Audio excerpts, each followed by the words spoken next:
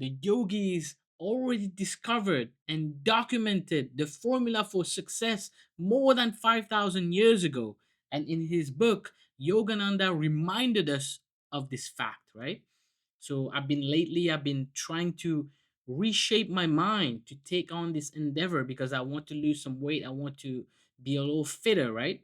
So every time I start a new endeavor, every time I start a new project, I reread this simple book because it realigns my mind and reminds me what is the formula for guaranteed success, right? So in this book called The Law of Success by Yogananda, the chapter starts with the power of thought.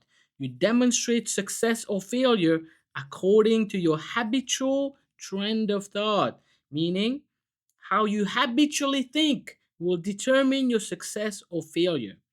In you, which is stronger, success thoughts or failure thoughts? Okay.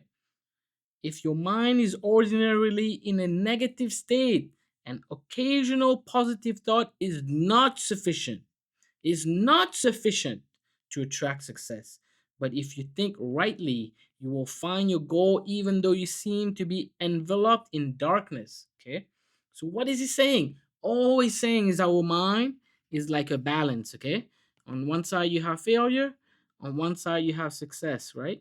And whichever side you have the more thoughts about will win, okay? So no matter how, if you have big failure thoughts all the time, just a few success thoughts will never be able to overpower that. And the formula for success from the yogis was always about mastering the mind first, setting your intention, your sankalpa, and then adding icha shakti on the back end of it, right? Adding energy, adding willpower to that intention.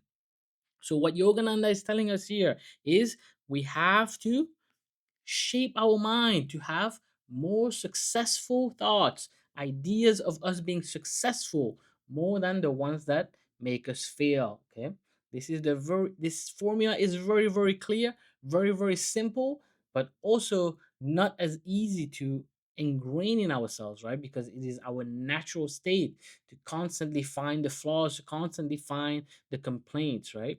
But once you understand this, now you have the clear formula, and now it's up to you to apply it every single day. We dig deeper into a Hindu formula, a Hindu principle that can help us better in our lives. If this is something that you enjoy, subscribe. Namaste. Hare Krishna, Krishna Krishna, Hare Hare, Hare Rama, Rama Rama, Hare Hare.